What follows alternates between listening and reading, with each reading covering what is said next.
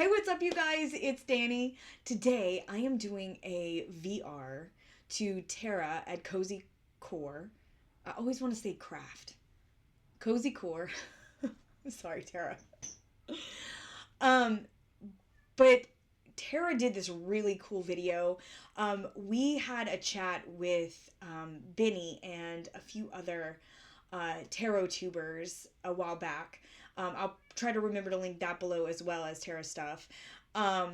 Where we kind of talked about the court cards and archetypes, and Tara talked about doing something like this, and we're like, make a video, and she did, and it came out amazing. So Tara used the RWS that she had, that she kind of wrote on for her keywords, and the Wild Unknown Archetype. And the Wild Unknown Archetype is set up in different sections. So we have the archetypes, we have places, tools, and then something else I can't remember. But Tara used those three and chose them for each of the court cards. I opted not to do the tools because my brain stopped working. I was like, I can't think of this anymore. So I was like, no, I want to keep it in the archetype and the place because I felt like that's where it really kind of tied together for me. The tools, I played around with the tools a little bit, but I was just like, I feel like I don't have enough. The thing is, like, I felt like I could have made them fit, but, like, some of them I felt like I was making them fit. So I was like, I'm going to leave that out because for me, it wasn't working. So I was like, okay, I'm going to ixnay that, but I want to do the other two. And I use Mystic Masters. So I do find that, for me personally, each one of my decks, whatever the court cards are expressed in, I feel like while still hold the similar meaning, they kind of shift and change a little bit. So I thought I would do it instead of with the RWS, I would do it with Mystic Masters, using kind of my own little keywords that I have for them. And then I link them with the Wild Unknown. No cheating. As I just show you the card. I link them with the Archetypes deck. But also, like, Tara used just the words on the card. I have a lot of stuff written around mine, so I not only looked at the main title, but also the keywords and phrases that are around it. So I find some of my choices are going to be similar. Some might even be the same. And some are going to be quite different because of the other keywords on the card and, like, again, the slight shift with different decks. So this was a really fun exercise. I thoroughly enjoyed watching Tara do hers. I would love to watch some more. So yeah, let's kind of get started. Okay, so let's go ahead and start with the Page of Cups. So my Page of Cups in the Mystic Masters Tarot, my keywords are like creative, new love, emotional immaturity. So when thinking about that and just thinking about his whole vibe, I chose for his archetype the Eternal Child, because I just felt like, especially with like the joyful, playful, accepts all magic, like I love that energy in general, and that's kind of how I feel like the Page of Cups kind of embodies this eternal child, where there's love and joy all the way around, right? There's within that is a creative energy, right? The imagination of a child. And so I thought that the eternal child really fit my Page of Cups.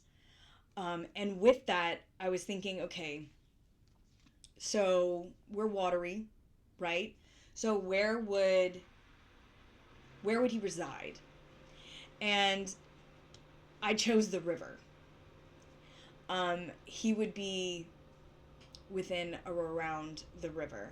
I like how not only we have the watery vibes, this is something that's moving, it's flowing, it's never the same, and I feel like the page is an ever-changing thing, so I thought that the river kind of really flowed with that energy. But not only that, it talks about like acceptance and grace, but it also talks about like overwhelm. And so I feel like with the emotional immaturity, I felt like that also kind of embodied that kind of river energy when it comes to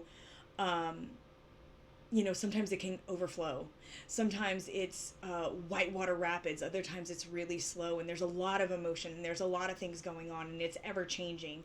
And so I felt like that, along with the eternal child, would be perfect for, let's see, I'm trying to put them all in the screen, for the Page of Cups.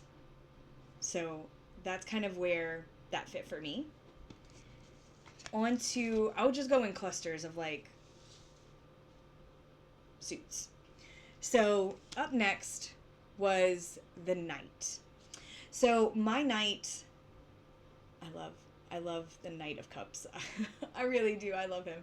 But he has like a romantic imagination, chivalry. He's very that kind of knight in shining armor, but also has that bit of moodiness and kind of about him. So I decided that the archetype. Oh, did that wrong. So I decided the archetype for this knight would definitely be the lover. I just felt like it flowed not only with kind of that knight in shining armor vibe, but again with the keywords that are here, it talks about that kind of connection, expansion, devotion, awe. But at the bottom it says indulgence, attachment, obsession.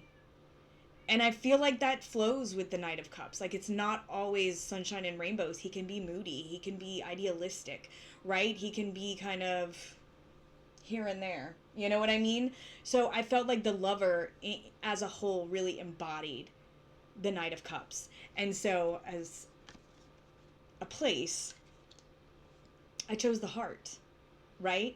Because not only, especially like just in the imagery here where it can get kind of tangled, and it even says, I think down at the bottom, fraught, tangled, betrayal, but it's expansive, knowing, gentle. Like, there is that space, there is a heart space. I think he leads with his heart, and so I felt like that would kind of flow really well. He would be in a heart space, for all the reasons. The heart is not always wonderful. It is fickle at times, right? So I felt like in general, these were the best archetypes and places to choose for my Knight of Cups.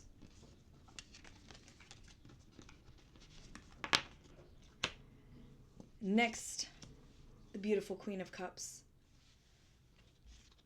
So for my Queen of Cups, my keywords for my Queen of Cups is that psychic ability, compassion, sensitivity. There's also a very I feel like a flowy sensuality to the Queen of Cups. And so I decided healer would probably be the best as far as an archetype, because I feel like the things that she feels, the things that she knows, this can always be put to use, right? There's something about, it says like the gifted, the light worker, the old soul. It's that gifted aspect where it's like there's an inner knowing to the Queen of Cups that I absolutely adore. So I thought that not only that, but that healer aspect in general, where there is that love and affection and that willingness to almost like put herself out there and, I don't know, mend others even when she's broken. There's that healer mentality in the Queen of Cups that I thought was very strong. And because I still feel that sensuality and that, again, that kind of like awakening within her, I thought the best place for her would be the womb. I mean, we have this watery space, right? But there's, I mean, you can see right here, like, I don't know if you can read it, but it's like nourishment, harmony, warmth, love, right? And then there's also that kind of imbalance that also sits in there on the opposite side. So that's where it becomes like the mother and then the smother kind of aspect, which a lot of times I do feel is more akin to a Queen of Pentacles. But there is still the way that in all the queens, there is that aspect of like overdoing it. And so I feel like the womb can be quiet and calm space, but it can also be chaotic. So I just felt like that all kind of really embodied the Queen of Cups. On to the King of Cups.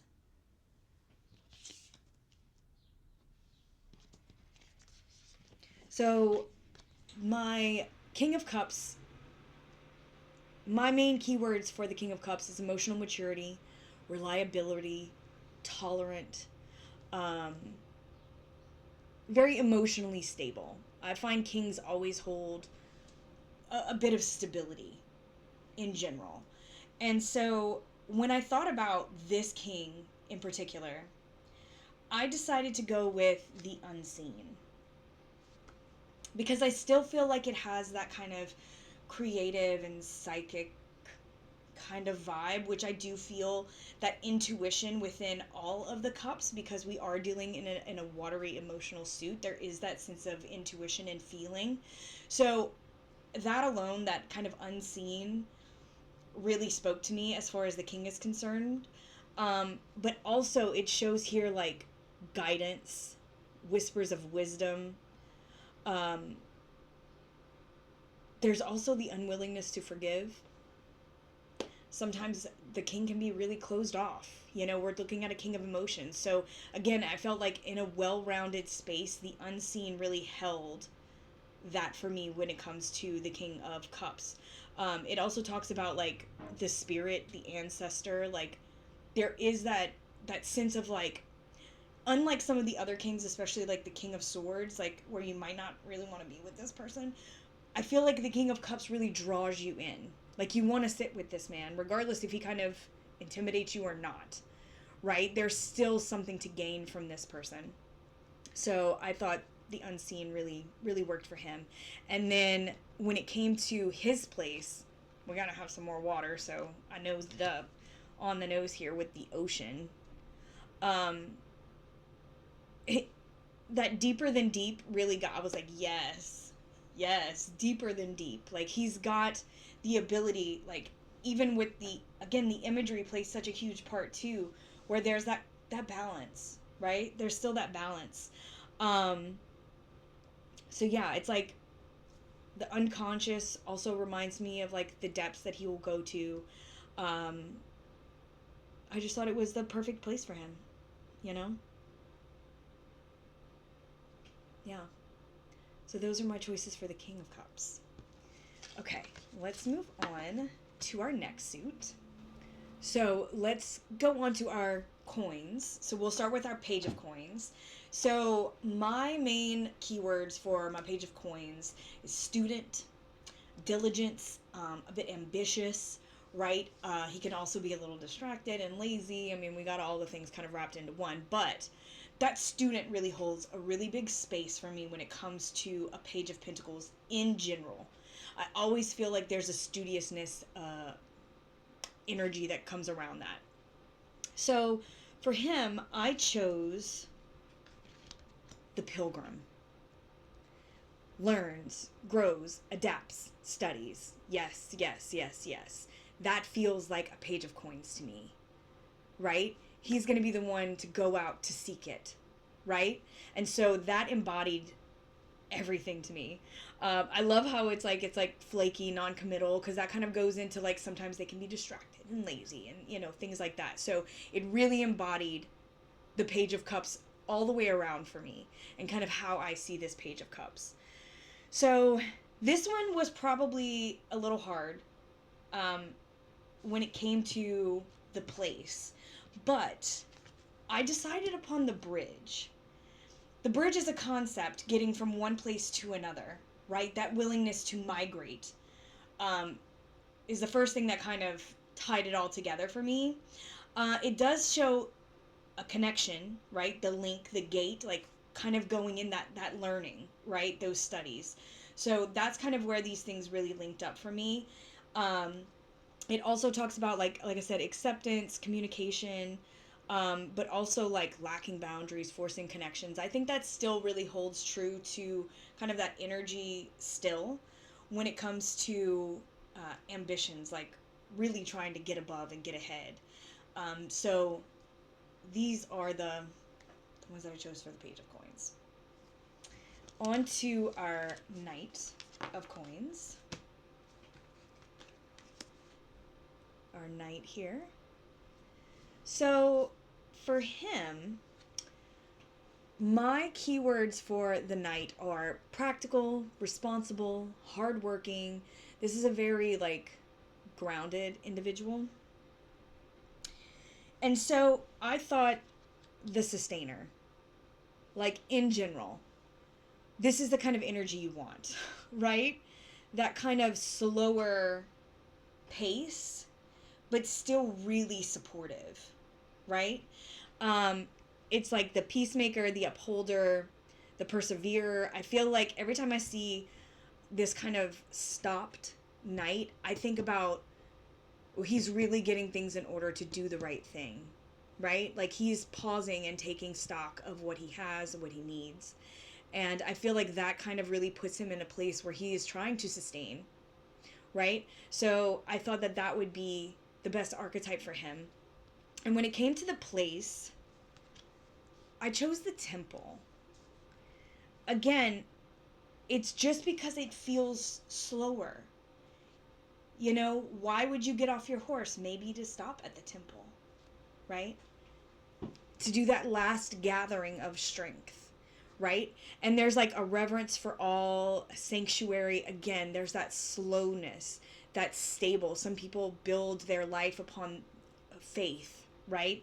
Upon, what they believe in. And I feel like going into that temple and taking that moment, finding that why, kind of really all correlates to the energy of the page.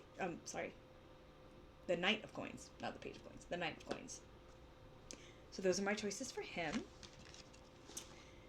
And then our lovely Queen of Coins. So for the Queen of Coins, my keywords are generous, motherly, nurturing. Again, she has the ability to be a smother. There's a bit of jealousy within her sometimes too, I feel. And so for her, I decided the One. And what I mean by the One is I feel like because she puts herself out there and then from her things flourish, right? But it says serves, loves, accepts, resonates. She also ignores, omits, excludes, and I feel like that embodies that kind of nurturing mother and then over mothering kind of energy. And so I feel like, again, it's that oneness, from her things spring, right? And it kind of gets manipulated in that way. So for her, as the One, I thought the best place for her would be the village. That's where she could do the most good, right? But also kind of be in that center to where people are coming to her for these things. And it talks about being rooted, which in general, that's the kind of feeling that Pentacles usually give me. That rooted, grounded, we're in the earth, right? So it talks about communal, the family, the tribe, the hometown. Again, all these things that I feel like the Queen of Coins really thrives in, because that is where she can give, where she can be of service. The Queen of Coins is very much someone who feels like they are of service. And so that's kind of where my mind was to pick these for her. On now to our King. Okay.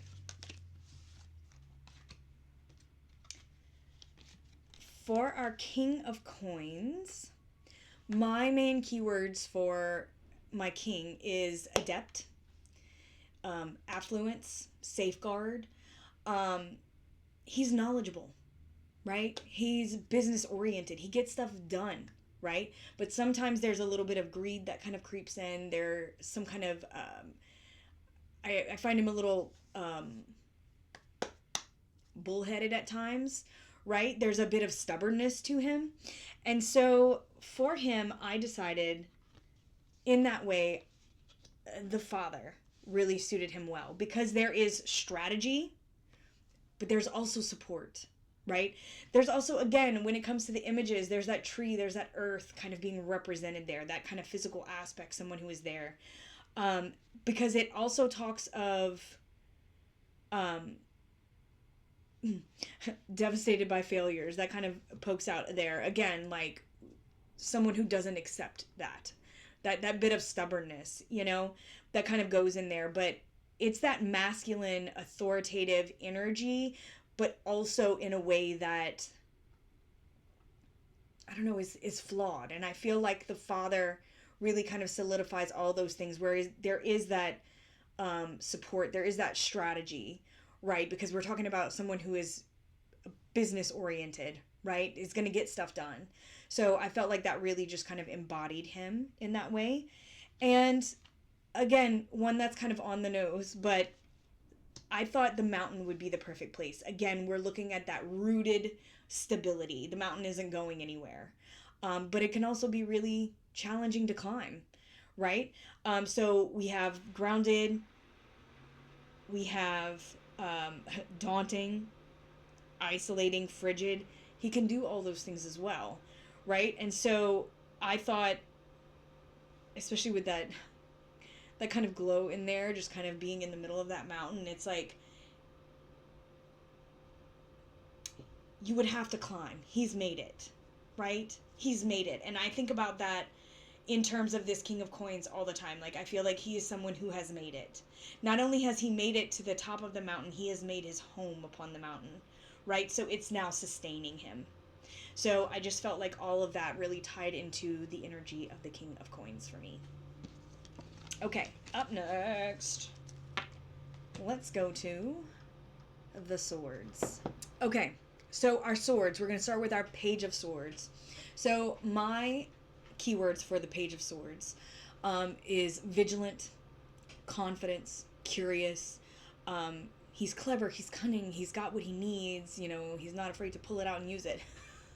He's, I find most of the swords to be rather aggressive.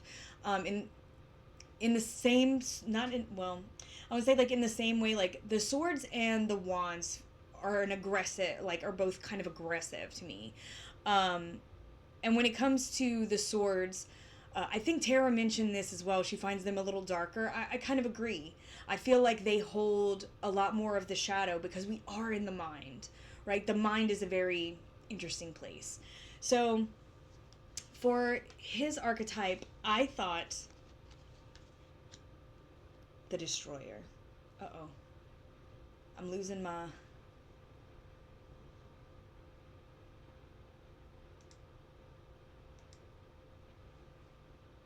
Uh-oh. Poop. Okay, sorry, I had to restart that there. All my stuff went crazy. Okay, so for the Page of Swords, I decided on the Destroyer. Because he does have that energy. He's aggressive, right? That confidence can often get us into trouble. And like, I really do feel that way about the swords. They often get us into a bit of trouble. And so they have the swift and precise blows, which really kind of sparked me because he's confident. He's going to try. He's going to get stuff done. But that can also be very damaging. So it talks about self-destruction, unwillingness to rebuild. Or like burning bridges, right? And I think that sometimes the page does that. There's like that. I always think about, let me show you.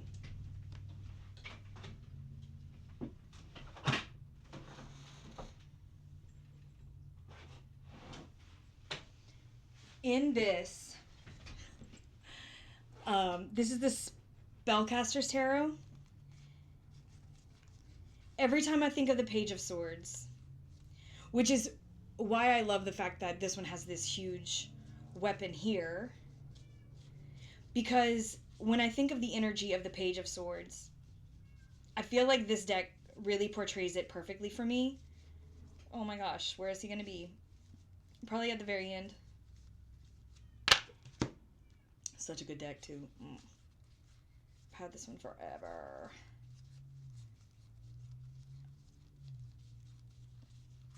Oh my god, where are you? literally the whole deck. Are you kidding? Ah, here he is. Look at him. Look at this guy. Yeah. That's that energy. You know what I'm saying? That's that energy. Oh no, we're slowing down again. What the hell, you guys? Okay, sorry. So, that's the kind of energy I feel like this page holds. Is just like overconfidence sometimes, and that can really be destructive. So I thought the Destroyer would be perfect for him. And the space, so for the place I chose the empty room. Sorry, we're shorting out again, so as long as we can see it all, that'll work. I'll try not to touch too much because there's a lag and I don't know what's happening. So we're just going to go with it. So I chose the empty room. Mostly because the keywords of potential and possibility, I feel like it takes that confidence to kind of stand in an open room, right? That kind of empty room, and then see it in your mind's eye and kind of create something from that, like really plan it out and know what to put in that empty room. You have to be willing to make mistakes. You have to be willing to go for it. So just that kind of energy in general, I thought really fit with that Page of Swords. It also talks about insatiability, which I feel like it does hold that, because of their kind of constantly, I want to say, like, they're constantly digging for more, right? They're going above and beyond. They are little, again, the Destroyer. I'm going to do it until the point that sometimes it breaks, right? So I feel like that kind of ties into that as well. So for the Page of Swords, the Destroyer, and the empty room. So let's go to the Knight of Swords.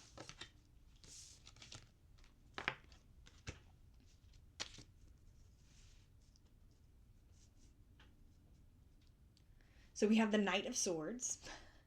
I'm giggling because my keywords are impetuous, action-oriented, self-assured.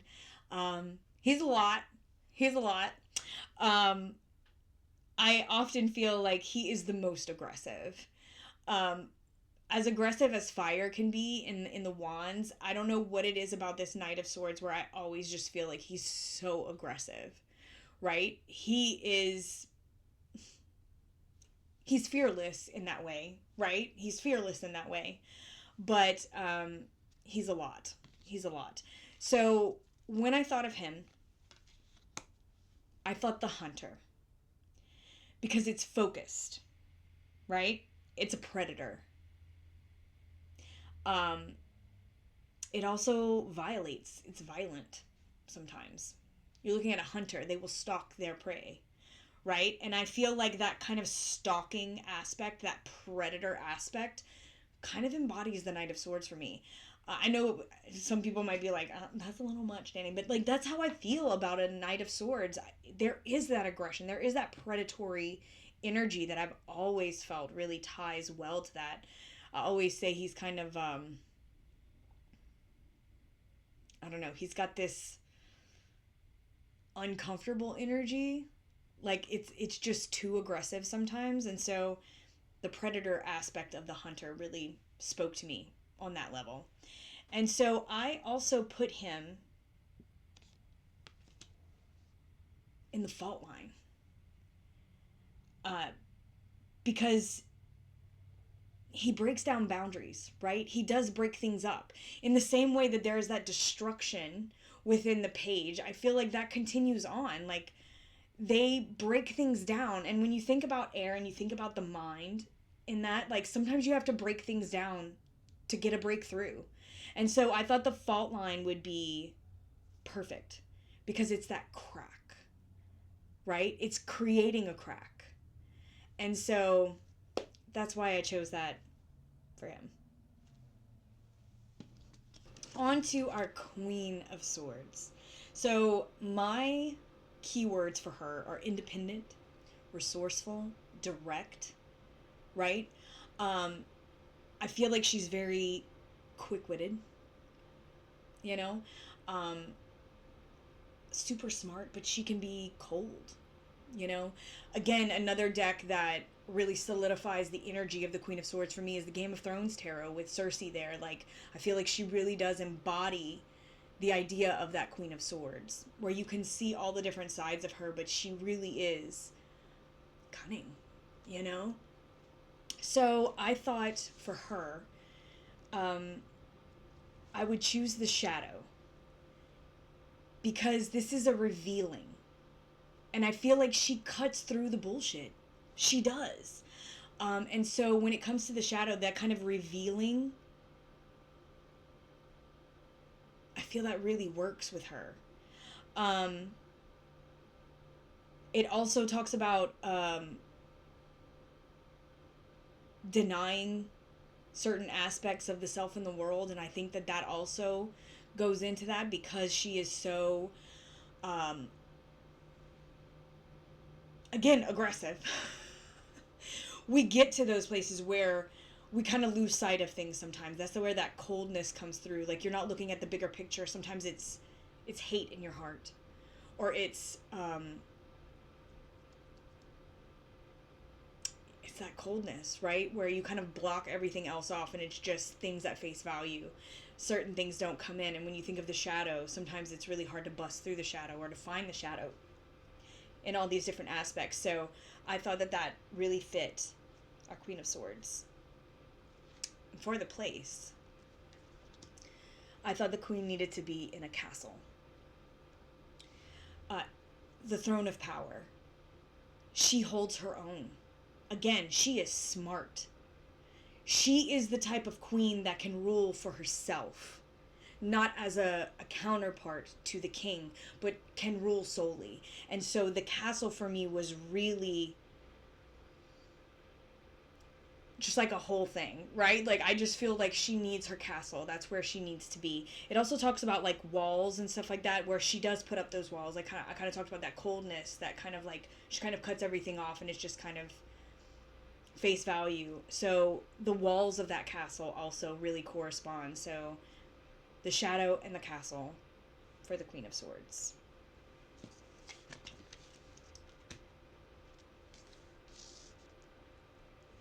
On to the King of Swords. My keywords for him are authority, intelligence, logic, and another one of my big keywords for him a lot of times is judgmental. So the Judge. I feel like that's pretty on the nose for him, but it fits because he, again, is one that kind of cuts through all the BS. He has, it says like right action, but he's action oriented. Again, all of them are quite aggressive. But it's making things happen. It's passing those judgments. It's making those decisions that sometimes are really hard. It even talks about like punishing, critical. Those are all things that feel very wrapped up in a King of Swords to me. So just all the way around, the kind of critic. He can also be, like, on the other side, it does say advocate. Like, he can also be that, but he can also be very critical. And so just in general, I just felt like this really just embodies the King of Swords for me.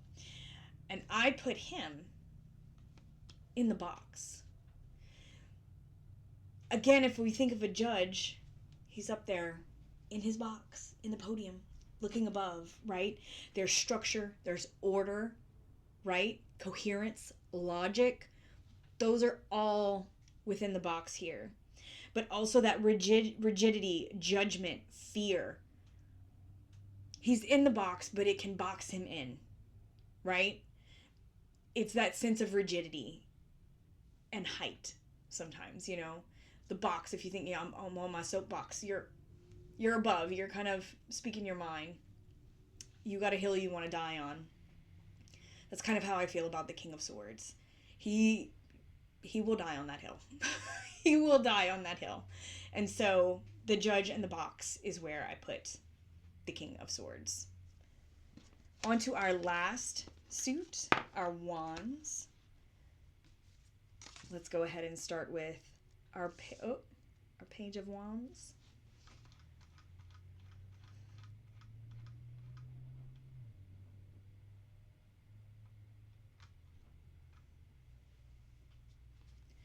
So our Page of Wands, I love the Page of Wands because he's cocky. Like, I feel like he's just cocky. I just like him. Free spirited, fearless, enthusiastic. Those are all things that I kind of really tie to him. Those are my main keywords. He could be loud and impulsive, you know, but he's creative. He's crafty, right? Like, he can do his thing. He's just all that piss and vinegar, you know what I mean? So I love that about the fire suit. There is that kind of like cheekiness to them. And so I thought the best archetype for him would be the shapeshifter, because it's that vibrance. They're adaptive, but the humorous, right? We have the trickster, which I love, the formless. Of course, he can kind of, again, charisma. You kind of put on where you need to get the information that you need, right? You lay on that charm, and so the shapeshifter really fits that for me. It can also be like a charlatan. You know, there's trickery involved. Again, he's cocky. He's going to say, but there might not be a lot of action behind that, or sometimes there's too much, right? So shapeshifter felt perfect for him. And I thought he would be best in the forest. There is that adventure, first and foremost. That sparked me. I'm like, of course, he's going to go for that adventure, right? Again, you can say that for most of the wands. They're adventurers, right? There's that spark, that fire. They feel very exploratory to me. So I thought that was great. They do have childlike wonder, so that really tied it to the page for me, that adventure, but that childlike wonder. They also have savagery, concealment, which again, that's that mask he kind of puts on. I would probably have chosen the mask for him as a tool, because I feel like he's the master of the mask, right? So that is our Page of Wands.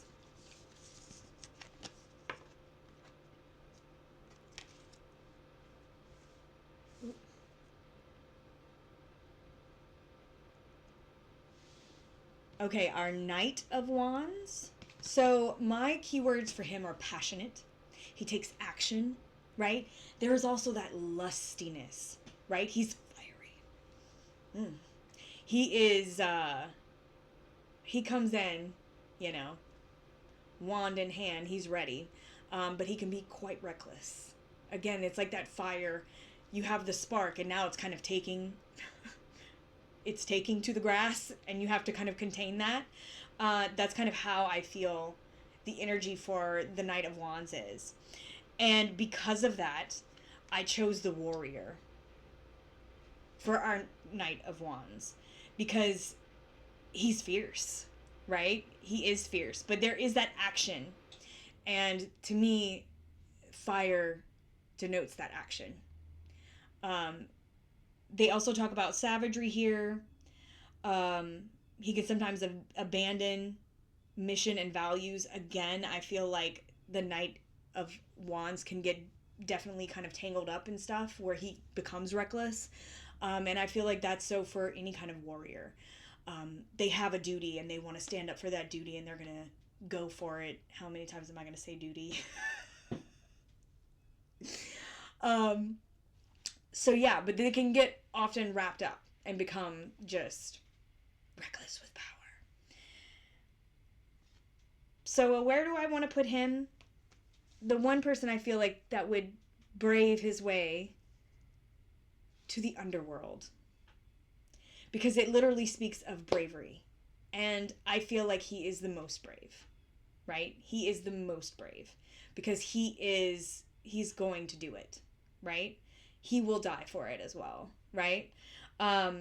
It talks about kind of the ordeal here on the side, and that's another reason why I wanted to connect him with that in the warrior, because that's how they function, right? They have a mission. They have to go through the thing. That's how they become a knight of legend. That's how they spread their tales. And that's kind of how I think of the Knight of Wands. He is one that we tell tales about, right? And so that's how I kind of chose these for him. Almost done, you guys. Let's go on to the Queen.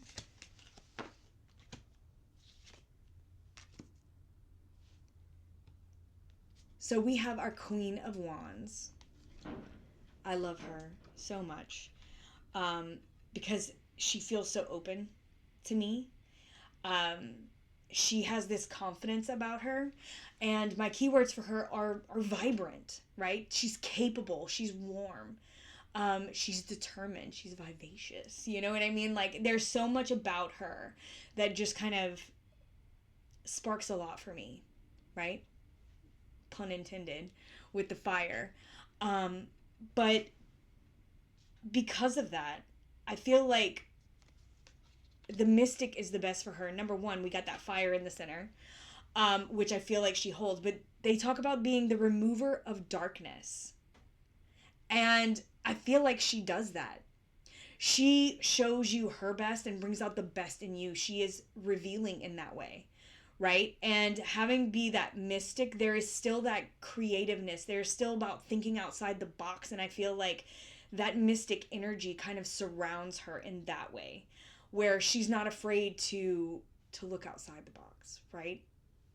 And to go with her gut instinct. She follows her passions. It also talks about seeking attention and recognition. And I do feel like she can, again, become a bit aggressive. And she wants that attention upon her. You know, again, she is stripped bare. I am here, I am confident. She kind of wants that attention. So that's another thing that kind of sparked me when it comes to the Mystic. And I wanted to put her in a place where I felt like she would do the best. And that would be the cave. Again, we have that fire peeking out of the cave. But when I think about that, I'm like, you would venture into the cave to find that light. You can see that spark within there, so you're drawn to it. Again, almost like a moth to the flame. And that exudes her energy to me, right?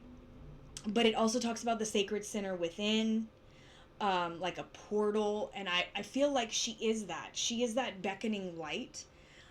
She will bring you in. So I thought that was interesting. They also talk about like isolation, because when she does get a bit demanding and aggressive, I feel like that kind of causes people to isolate from her. Again, all of the queens, I feel like, hold that bit of smothering aspect. And so that's why I thought these two would be perfect for her. So, last one, King of Wands. Let's do it. So the King of Wands, my keywords for him: visionary, leader. He is charismatic, right? When I think of the progression through, you start with that kind of cocky, confident little page, but that turns into a very charismatic and, what's the word I want? Not determined, but,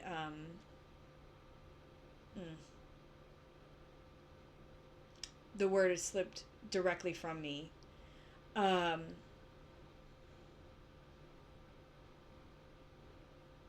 I don't know, he's very precise, right? He knows how to get what he wants, but in a very proper way, right? There's less manipulation, like childish manipulation, more of, I'm gonna help you see my way. In that kind of charisma, I guess, is kind of like where I find that shift, where it's a more mature version of that, in a way. And so for him, the king, I mean, I know he is a king, but like, he embodies that king energy. And look at the fire all around it. Look at that sun aspect. And I was like, well, that's perfect for this king, because there is that leadership, service, nobility. I feel like he is that. He is like the epitome, like I said, the knight how I feel like the Knight of Wands is like the knight that people tell stories about. This is the king that we tell stories about, right? Like, he embodies that fairy tale king, right? Flawed, but he is the rightful leader, right? He is the benevolent leader, if you will. You talk about benevolence right here. But there's also like oppression, muscle of power, corruption. That all holds with the same energy, because being this type of king, he can be ruthless, he can be forceful, right? He can be aggressive. These two are just aggressive energies. And so it really held that for me. Place for him, the threshold. Again, a lot of that imagery, you know, showing that fiery energy on that threshold. But it is the individuation, the growth, being like the gate, the doorway, the initiation. I feel like those all really fit with this king. He makes things grand, right? He puts himself on that threshold. It's almost like it doesn't always embody that, but this specific one just really feels that way to me, where he's like the king that people want to relate to.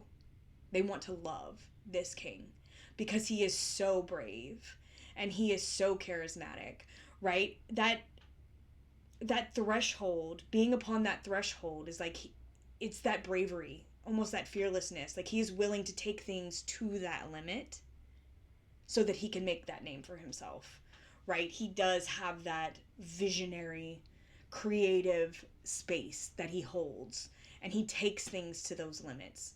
So that's where I thought he would do best. So there we have it, you guys. That is my interpretation of the courts and archetypes. This was a really interesting exercise, honestly. And I feel like, again, it would shift and move, maybe not dramatically, but little bits and pieces would probably move depending upon what deck you would do this with.